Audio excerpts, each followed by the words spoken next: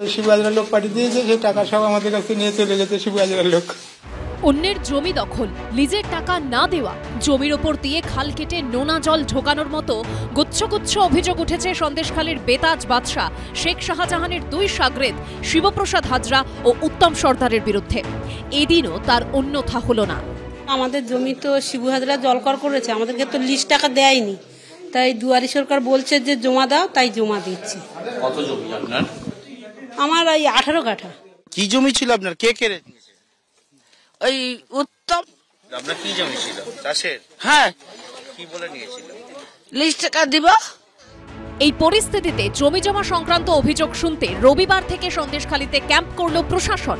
Table পেতে form সঙ্গে নিয়ে 6টি ক্যাম্প করে সেখানে বসলেন সরকারি আধিকারিকরা। সকালের দিকে অনেক ক্যাম্প ফাঁকা থাকলেও বেলা বাড়তেই ভিড় বাড়তে থাকে। দিনের শেষে 6টা ক্যাম্পে মোট 196টি অভিযোগ জমা পড়ে, যার অধিকাংশই জমি সংক্রান্ত।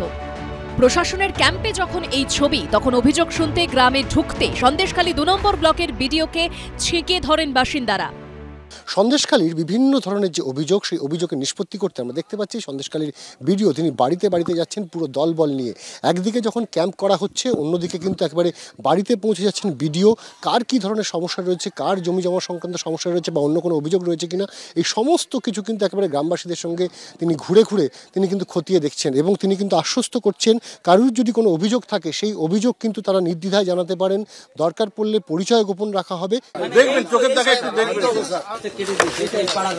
সেই খেলার মাঠ একেবারে কেটে দেওয়া হয়, আর সেখানে ভেড়ি তৈরি করা হয়েছে, জল ঢোকানো হয়েছে সেখানে, এইরকম অভিযোগ কিন্তু একেবারে করেন। এই মাঠটা মাঝখান থেকে কেটে নিজের ফার্ম বাঁচানোর জন্য এই বাঁধটা উঁচু করে মাঠ কেটে হচ্ছে পুরো খেলা শেষ করে দিয়েছে। করেছিল শিবু হাজরার জন্য।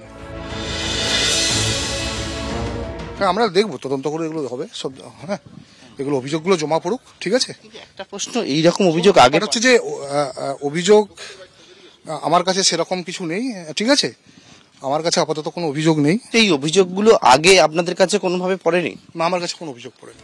শেখ শাহজাহানের দুই শাগরেদ শিবু হাজরা ও উত্তম সর্দার গ্রেপ্তার হয়েছে, কিন্তু তারপরেও যেন ভয় কাটেনি এলাকাবাসীর। পার্থপ্রতিম ঘোষ ও অনির্বাণ বিশ্বাসের রিপোর্ট, এবিপি আনন্দ।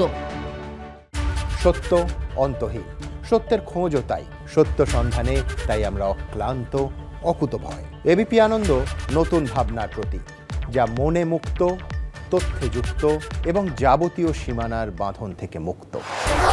সীমা না শব্দটির মধ্যে লুকিয়ে আছে মানা শব্দটি, যেন চোখ রাঙানি এক অদৃশ্য বেড়াজাল, যা আটকে রাখে আমাদের এক ছোট্ট গণ্ডির মধ্যে। একমাত্র সঠিক খবরই গড়ে তুলবে এক মুক্ত সমাজ। সেই জগৎ গড়ার লক্ষ্যে কোনো সীমানার ঠুকুটি আমরা মানব না। এবিপি আনন্দ এগিয়ে থাকে, এগিয়ে রাখে।